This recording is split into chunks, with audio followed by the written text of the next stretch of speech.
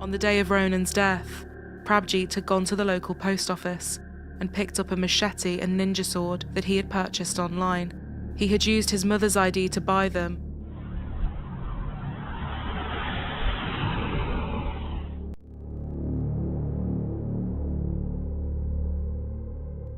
Videsa, Sukhman Sergul, you have both been found guilty of the murder of Ronan Kanda.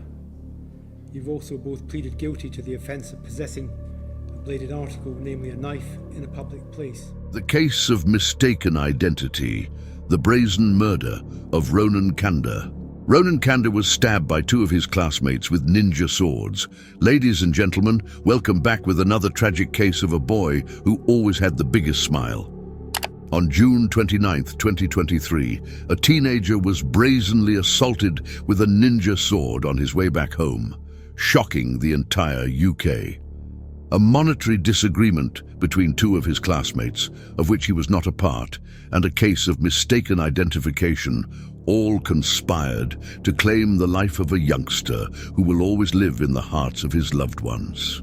Ladies and gentlemen, today's documentary is about a 16-year-old boy, Ronan Kanda, a young boy whose life was cut short by two teenagers in a senseless act of violence.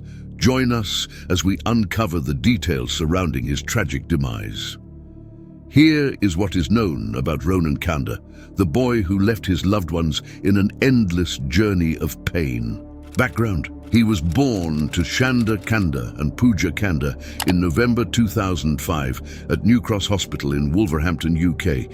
He had a brother named Ronan Kanda and a sister named Nikita Kanda. He was the second child born to his parents. He went to the Khalsa Academy.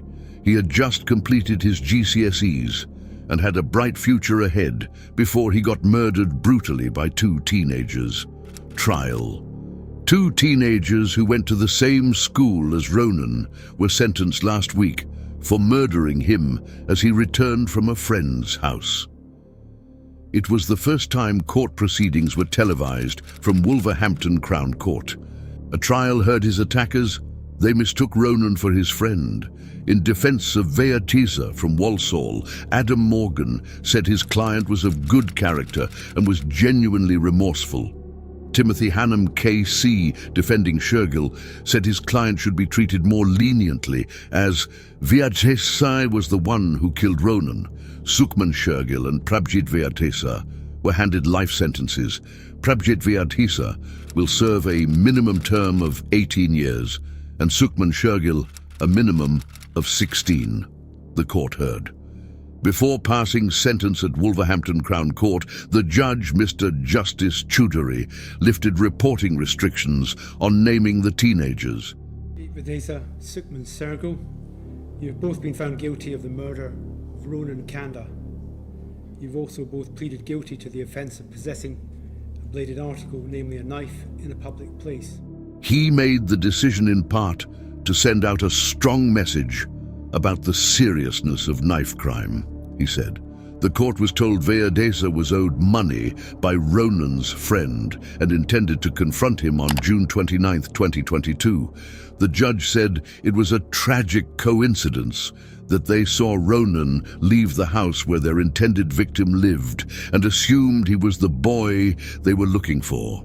He was just yards away from his family home, but was attacked from behind as he listened to music on headphones.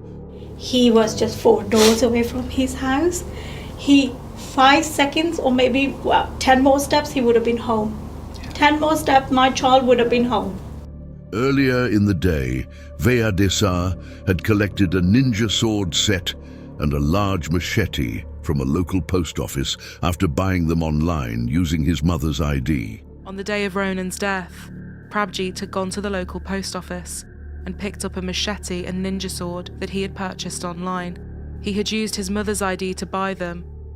Veatisa had taken a dislike to one of Ronan's friends, and the two had previously fought, detectives said. Ronan left his home to buy a PlayStation controller from a friend's house at about 20 Guz BST on 29 June, West Midlands police said. Vayadissa went with the other 17-year-old along with Mr. Whitaker and Mr. Francis in a red Corsa. Both got out of the car and chased Ronan. Although Shergill from Willenhall did not inflict any blows, a jury found he acted in the joint enterprise of his murder and convicted both teenagers after a 5-week trial. Ronan suffered a 20 cm deep wound in his back and hip area and a 17 cm deep wound in his chest. The pair fled after they realized they had attacked the wrong person. A beautiful life ended. Many of Ronan's family, who were in the courtroom wearing Justice for Ronan t-shirts, sobbed as tributes were read during the hearing. Ronan's mother, Pooja Kanda, read out a personal statement and said she replayed the last time she saw her son alive in her mind every day. Addressing the defendants, who both looked at the floor as she spoke, she told them, "Your evil actions have taken my son's life, which left her with nothing but hatred for this world. I have lost a lifetime of dreams, hopes, and ambitions," she added. "He got amazing GCSE results with as in English and maths. I was so proud of him, but yet I couldn't tell him how proud I was of him. He made me the happiest mother in the world. Ronan is every mother's dream, a loving, caring son, and I'm proud of my son," she said. His father, Chanda Kanda, said the family was in constant pain after his death, and it will be with us for the rest of our lives. His sister, Nikita Kanda, added, "I have never come across a boy so caring, so loving, so bright, so popular, and he had the most massive heart." Aftermath? More than 150 people turned out for an anti-knife crime march organized by the family of murdered schoolboy Ronan Kanda. Justice for Kanda, Nikita and Pooja Kanda, leading the procession. During an emotional speech, the boy's heartbroken mother Pooja demanded Prime Minister Rishi Sunak create longer sentences and increase police numbers to combat knife crime. They marched to Ronan's school, the Khalsa Academy, where his mother, father, sister and auntie gave emotional speeches.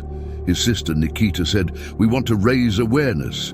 People don't understand how rife knife crime is." However, we are campaigning for harsher laws against knife crime. We are arranging marches, this is our campaign. Ronan's family has called for a ban on the online sale of swords and large knives and urged people to stop carrying weapons.